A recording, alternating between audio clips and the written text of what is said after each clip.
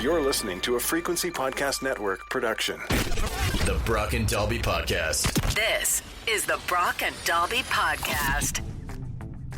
Welcome to Wednesday. My name is Brock. I'm Dalby. All right, so we're going to be off Thursday and Friday as we're going on our road trip. We are taking off to Rock on the River in Timmins. We're excited to see all you beautiful, sexy people up there. Well, you're more excited to see God, let's be honest. Well, me and Theo bonded pretty hard last week. I'm interested to see if he gives me the time of day backstage. That's true. If you missed it, it is right here on this podcast. It was a special episode that came out on the weekend, a 1-hour chat with Theo from Gob with Brock. But we thought we'd do something cool. We made a Spotify playlist called The Bad Road Trip. Yeah. And we want you guys to curate the music for our road trip. As of right now, at the end of the show, we have almost 8 hours of music. So we've almost filled the quota to get to Timmins. Yeah, right that's now. just it. This thing really did fill up. And there's some cool stuff on there, songs I haven't heard in a while. There's songs I've never heard of before. Baby Shark is on there, so not everyone was playing nice. Shame on you for that. We do have to listen to every song is our goal. So if you want to add something to the playlist, look up Bad Road Trip. Or you know what? I'll put the link in the podcast bio there too. Perfect. Yeah. So you just click that link and then you are good to go as long as you have a Spotify account. I'm interested to see what you guys put in there because a lot of you that listen to the radio complain about the music that we play. Right. Oh, we have bad taste. Well, let's see yours. All right. Curate our music playlist. Click the link in the bio or look up Bad Road Trip on Spotify. This is the Brock and Dalby Podcast. Just a reminder that Dalby and I are going to be off tomorrow and Friday because we're making our big road trip tomorrow morning there. Yeah, man. Looking forward to spending way too long, way too close together. I was trying to think of some road trip games that we could play in the car. I mean, I was thinking about doing the quiz with you while you drive, and I'll just play small little snippets of songs and see if you can figure out what they are. Okay, and the vehicle we're taking, I can just open the door and jump out at any time at high speed, right? Because I would rather do that. I feel like road trip games have really died off because most people just sit and scroll on their phones, right? It's tough. It's a good way if you've got kids to try and get them off their tablets. Don't get me wrong. As a parent, one of the best things that ever happened for road trips was being able to give a kid a tablet and then they can last a lot longer in the car. Yeah. But you don't want them fully brain rotting. So we do a couple. We do a car rainbow where you have to do the Roy G. Biv. You have to find a red, orange, yellow, green, blue, indigo, violet. Bonus points for cars that are white, black, pink, brown, stuff like that. Okay. And the goal is to try and get the full rainbow between the start of the drive and the finish. That usually gets them to look out the window for at least a little bit. That's a pretty good one. One that me and Courtney started doing when we actually moved here from Saskatchewan was we started we'd Google how far the next gas station or restaurant that we wanted to go to was. But on Google Maps, you can click how long it would take you to bike or walk there. Sure, yeah. And so we'd estimate how long do you think it's going to take you to walk there kind of thing. Do you tend to undershoot every time? Every single time. I feel like I would think I'm a lot faster than I could ever possibly We're be. man, our ancestors, God bless them. You start realizing. They knew how to move, man. The only other car game that me and Courtney play, which I don't know how to talk about it on the radio. I guess the best way I can put it is the RV game. Oh, where you put the word at the end of the title of the RV? Or at the beginning, depending on it's how do I word this without getting in trouble? I know people know what I'm talking about. It's about someone who's really attentive to detail and really obsessed with cleaning. You'd say they are anal retentive. Yes. So that word you put in front of whatever is the name on an RV, if it's the Intimidator. Yeah. The Patriot. Yeah. You put said word in front or behind wherever it works. That one's a good one. If the kids are in the back distracted by the tablet, mom and dad, me and Mallory will do that in the front seat. Yeah. Very quietly. It's a great way to make yourself chuckle, especially if you and your partner get in an argument while you drive. You can be like, hey, the blank enforcer is in front of us right now. Try to lighten the mood. That doesn't break the ice. I don't know what does, The Brock and Dalby Podcast. We're looking for road trip games, and everybody keeps texting in about PADIDDLE. And I've never heard of this before. We got John on the phone. John, can you explain what PADIDDLE is? So it was just the road trip game we used to play when I was going down south. You would, if you see a car coming at you with one headlight, you have to tap roof on the side of the headlight is out. Yeah. We just play it. We call it one headlight. Oh, the Wallflowers game. Yeah. I think I'm going to keep calling it one headlight because I don't know what PADIDDLE means, but I don't want to say it to my kids. Yeah, I don't know where it came from either. But So is it like Yahtzee? Every time you see a car with one headlight, you yell PADIDDLE and like hit the roof? Yeah. yeah, and it's like a race. Who hits it first gets the point. And yeah, transports are worth 5 points, and if you see them in the rearview mirror, it's double. Hey, we are driving a work vehicle, so I have no problem punching the ceiling in the work truck. Full Super Mario right into the roof of the car. And then, as a side game, just sort of spinning off of that, if you see a car that's driving alongside you and it's leaking oil, you call it a PADIDDLE. Yeah, there you go. There you go. We got a voice memo in here, no name attached to this one. Turn on the hot seats while they're not watching and let them squirm for a little bit without them knowing why. I love it. I have done that to my kids. Also, I just bought that new Mazda, and the front two seats have like a seat fan, like ventilated cooling seats. Okay. That's another good one because like you turn the heated seats on and it'll sneak up on them, but you turn the ventilated seats and all of a sudden they're getting a breeze in the undercarriage. Like, what the hell? Messing with people on a road trip is half the fun, honestly. Honestly, it's a surprise anybody ever gets anywhere alive. If you get lucky enough where you can see like a transport being towed or any sort of big truck and then someone sleeping in the car and you can do that moment of like, the car's coming the other way. Yeah. Just, a little heart attack between friends. A lot of people recommending I Spy, which is a classic, the license plate game where you try and collect all the provinces and stuff. We also do water tower in our car. Tower. Because there's so many water towers. Every small town has like a water tower with the town name on it. Mm-hmm. So whoever sees it and just yells water tower first gets the point. Okay. And it has gotten, even in town, it has gotten aggressive. We've got someone else on the line. What's the best road trip game in your opinion, my man? I like when you pass like those properties for sale on the highway. I like guessing the price. Oh, that's and then you have the passenger like look it up, and then you're like, holy crap, I can get 100 acres for 135 grand. I like the idea of the game because I'm a very competitive kid who grew up on Prices Right. But I think it would be depressing to see how much cheaper land is out in the woods instead of where I live. Yeah, and then you contemplate your life. Like, can I live out here in the middle of nowhere? Like, should I become a farmer? I'm not even going to lie. Me and Courtney do that when we walk our dogs around the neighborhood and when we see a house go for sale. We're like, what do you think this place is worth? And then you get to scroll through the pictures and be like, our house looks better than this. This is the Brock and Dalby Podcast.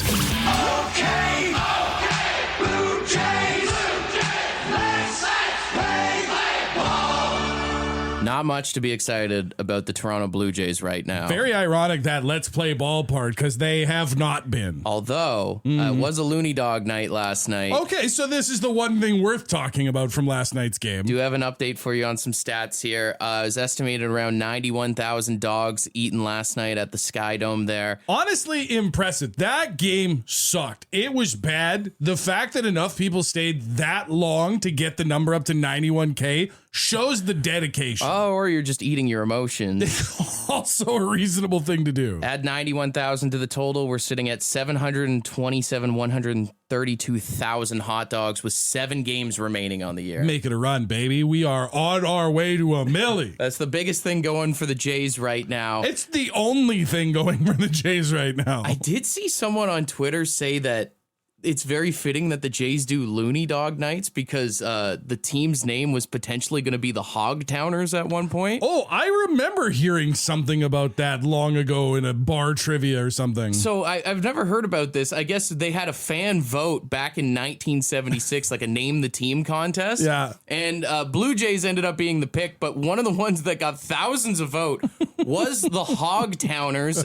Short form, they were just going to be called the Hogs. Yeah. Focus groups and judges ultimately rejected them. Yeah, I'm kind of glad for that. Like, I don't think I could imagine telling people, I was like, yeah, going to the Hogs game. Well, I was confused on why Hog Town. I didn't know this. I guess that was like what Toronto used to be referred to back in the day. Hog Town? Yeah, smaller rival towns in Ontario originally used Hog Town as a derogatory insult because I guess Toronto back in the day had huge meat plants. And then also, like it still is to this day, people from Toronto act like they're better than everyone else. They claim that Toronto acted like a greedy hog itself, hogging all of the province's money, power, and political attention, which is still a case to this day. I was going to say, crazy how some things just never change, brother. It would be funny if the song was a lot different. Okay. Hogs play. Hogs play. But I'm going to start referring to Toronto as Hog Town now that I know this. I do like it. It's going to be hard to keep it in my memory because it just does sound like such a dumb name. Well, it's kind of fitting. The next time like you catch yourself driving to Toronto and you get stuck in traffic, you can be like, I'm stuck in the slaughter right now. Oh, that's true. That would be good. Right. Yeah. Hey, you meet someone who's starting to date someone from Toronto, call him a hog lover. Yeah, you filthy hog lover. That sounds like a slur. I don't like that. That sounds awful coming out. Go to a bar in Toronto and be like, I'm sick and tired of being around all you hogs right now. Nah, you're going to get in a fight. You're going to get in a fight. This is the Brock and Dalby Podcast. So yesterday we learned that you spend 10% of your life listening to music. Which is honestly feels low for how much we have the radio on. After we chatted about that, someone texted in and said, you should do the numbers on how much ads we consume. Oh, no. And I found some numbers. It's pretty crazy. Are you ready for this? I don't know if I'm ready for this. It says the average modern adult is exposed to anywhere of 1.46 million and 3.65 million ads a year. A year? Yeah. Million.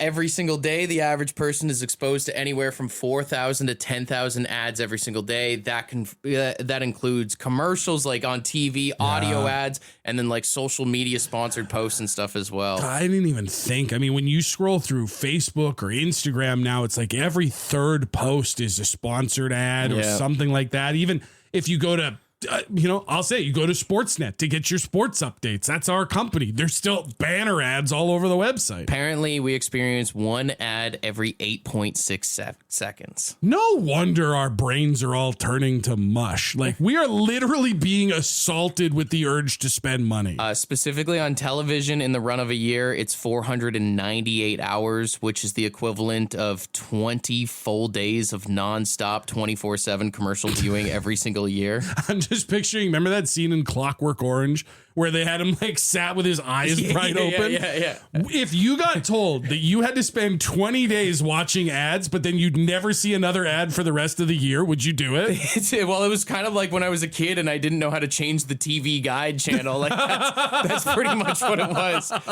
They say if you scale those 498 hours of annual like TV commercials over an 80-year lifetime, you will spend over 39,000 hours doing nothing but watching ads, which means you spend 4.5 years of your life staring at commercials. Although, to be fair, I know all of this sounds really bad, but you are, by doing this, helping to pay Brock and I's mortgage. So we do appreciate it. Well, if you're wondering, for radio, I did find that out. Oh, no, don't tell them. Based on the math of like our logs, the standard commercial music station airs like 12 to 14 minutes of commercials every single hour. Okay. So daily ad time, you absorb 24 to 28 minutes of pure commercials every single day. If you're just listening for like a few hours, you know what I mean? Yeah. Well, I mean, listen, what, you can't spare a half hour of your day to get through all this entertainment? If you add that up to a year, if you just listen to us in the morning, that's about 158 commercials a year in hours that you're listening to. Since most radio ads are like 30 or 60 seconds long, you're listening to about over 14,000 commercials every single year. Even on the Seeker app? Yeah. It's about a year and a half of your life, pretty much right there. Yeah. When you lay it out on the table like that, it's tough to digest. Anyways, here's some ads. The Brock and Dalby Podcast. The Brock and Dalby Podcast. I would say that we would both agree there is a time and a place for a prank to be pulled. Would you say that the time or the place is during a flight on an airplane? Pulling off a prank on a plane could be dangerous. Now, what if I told you the prank was from the pilot on the passengers? Oh. So there was a flight that was in the air, I believe originating from Argentina, and it was flying during the finals of the World Cup between Argentina and Spain. Okay. So it's not one of those planes where it's got the Wi-Fi or it's got the satellite where you could watch.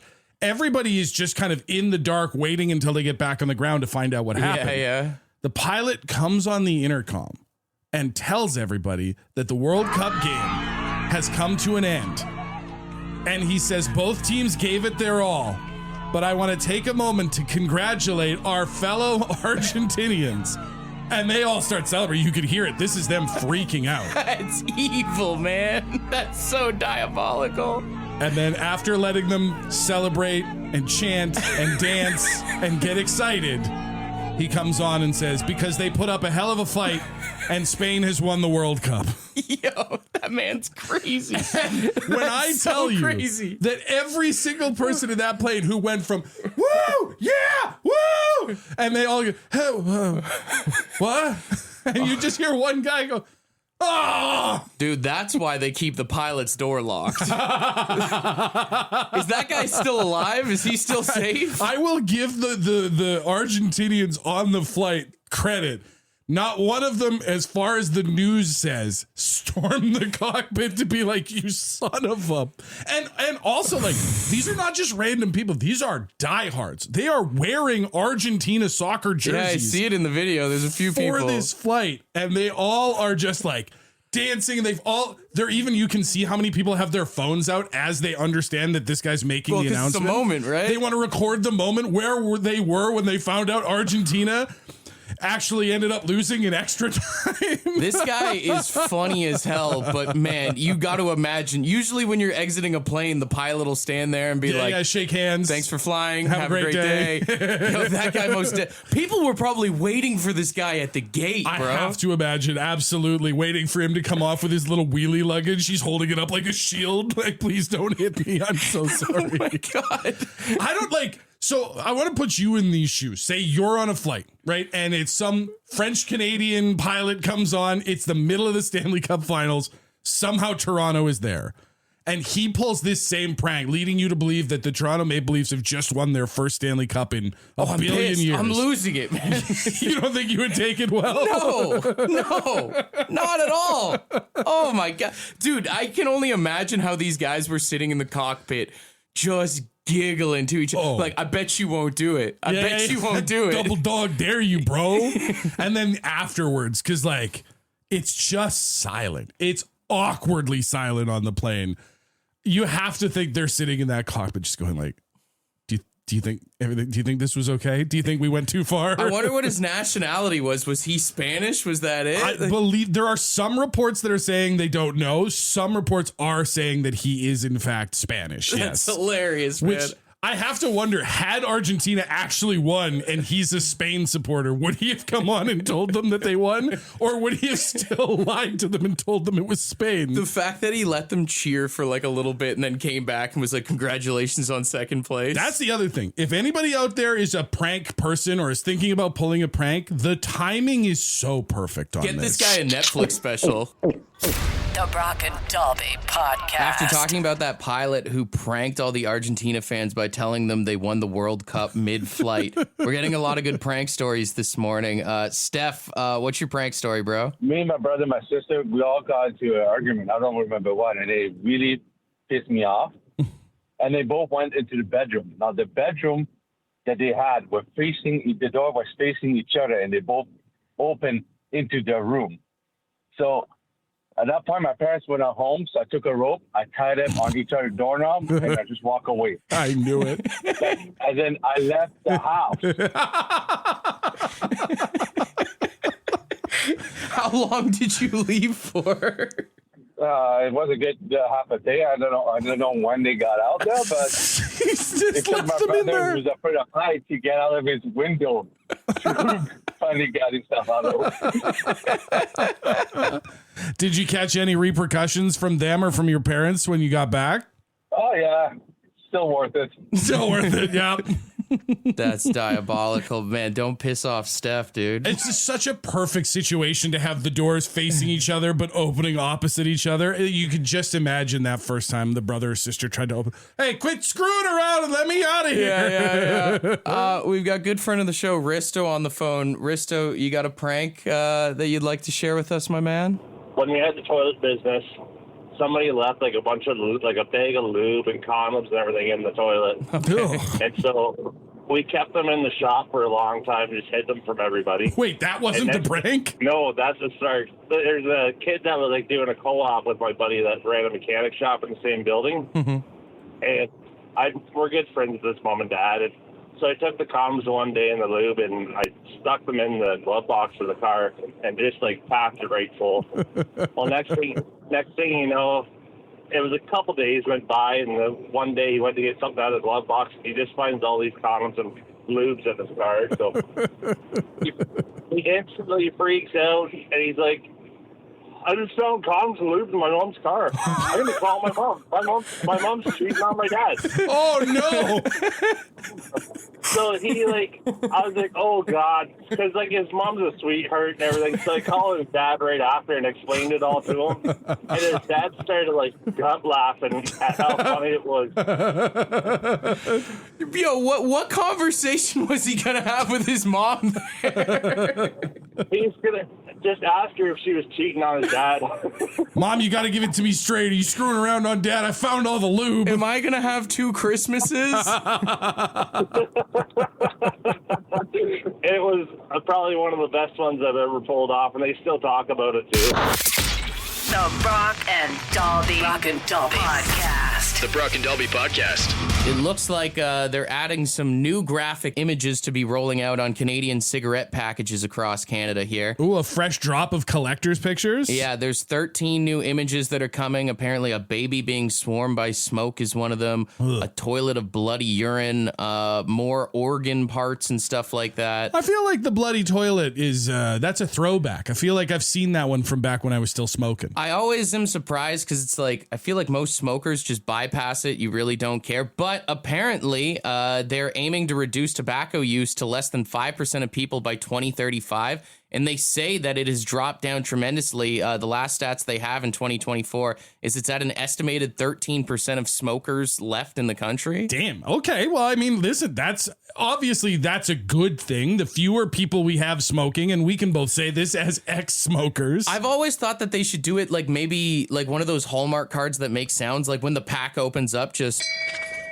Shame. You know, something like that. Yeah, I mean, something like that I think would be more effective. I get what they're doing with the graphic photos, but I don't know about you, man, but when I was smoking, like, I just didn't look at them. Like, they didn't scare me off from... I knew they're bad for me. The picture didn't sell me on it. Well, especially in today's day of the internet, it's like, dude, I see so much terrible stuff on the regular. Like, there's nothing you can show me on a pack of cigarettes I ain't seen on Twitter before. I was going to say, not even today's internet, man. We grew up when the internet didn't have rules or boundaries. We've seen people get their heads cut off on the internet. I grew up watching Faces of Death at my buddy's house for a sleepover. So, like, no offense to the people dying on the pack of the cigarettes, but I've seen it. The Brock and Dalby Podcast. We were looking for suggestions for road trip games, and I think one of the biggest ones that a lot of parents are texting in is the quiet game. I do love that one. I used it when my kids were little and didn't know any better. And now that they're older, now it's just a threat. Now it's just, you all better start playing the quiet game. Well, for 2 guys that are going on a road trip who don't shut up, I mean, we could literally make a bet to be like, whoever talks first has to buy you lunch. Damn, I don't know if I'll ever have seen you as quiet as when you would have to pay money.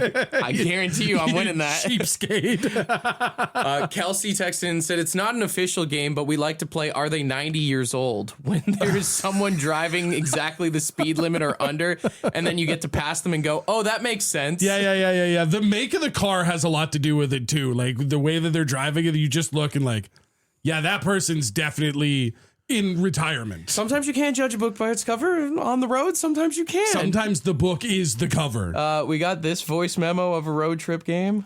This is Dano. I like to let a silent fart out and then lock the windows and tell everybody I smell popcorn. Do you guys smell popcorn? And when they take a big whiff, they're all trying to roll down their windows and they can't. And it is hilarious. I do it all the time. He's so proud of himself. That's a total dad move right there. You're an absolute menace. Well, I found a new game for you. Oh, no! The Brock and Dalby Podcast. The Brock and Dalby Podcast. No, don't do that! I thought we were having a nice day. We are. Why does it matter? I thought we were having a nice day. we've got $100 in Lotto 649 tickets, and we're looking for you to ruin a sale today. That's right. So you're a salesperson. You're about to close, and then you say the wrong thing, and it's blown. You could be selling a car. You could be selling a house. You could just be selling something maybe on Facebook Marketplace even. Yeah, going door to door, old school salesman life. If you're not one of our salespeople, that does make you a judge. 762-555. Who ruined the sale the best here this morning? We will start with this one from Andrew here. Yeah, this model here is a great one. Chunk's got a lot of space. Here you can fit about 3 bodies in the back. Excuse me? Pardon me? No, that's not what I said, sir.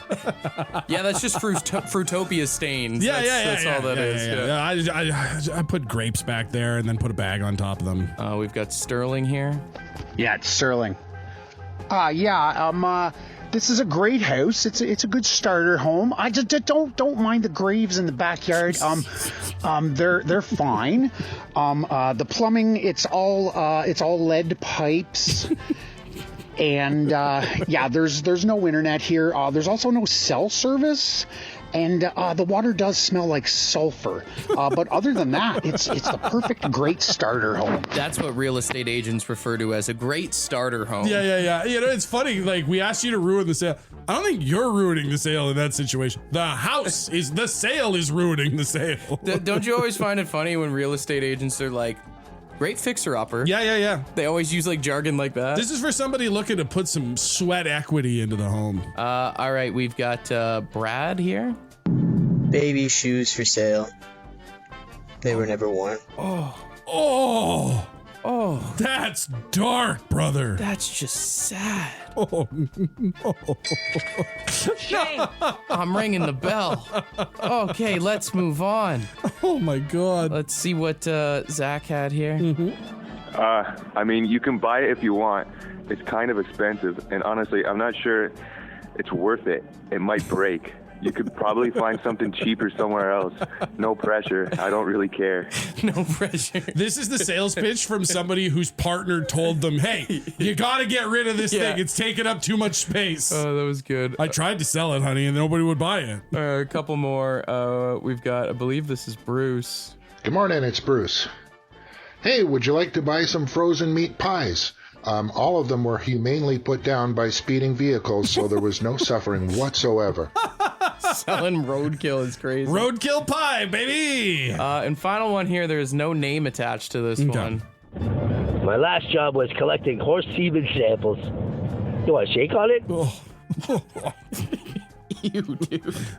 You want to shake on it? Also, the idea that this man has not washed his hands since his last job. This is why people don't do handshake deals anymore. That's why the handshake is dying off. All right, 762-555. What are we thinking? Who is the worst salesman here? I did like roadkill pies, but I also like nobody sewered the deal quite like it's pretty expensive and kind of fragile. You could probably get something better like somewhere Zach's? else. Yeah, yeah, Zach's is pretty good. All right, we'll give it to him. Yeah, good job, Zach. Ding, and the round of applause to the person who voted for the baby shoes one. No. Shame. That's just evil, man. No. This is the Brock and Delby podcast. Would you rather? Wednesday. Would you rather Wednesday? All right, let's get weird. 762-555. First one in says, would you rather have a head shaped like a perfect cube or a body that is completely two-dimensional?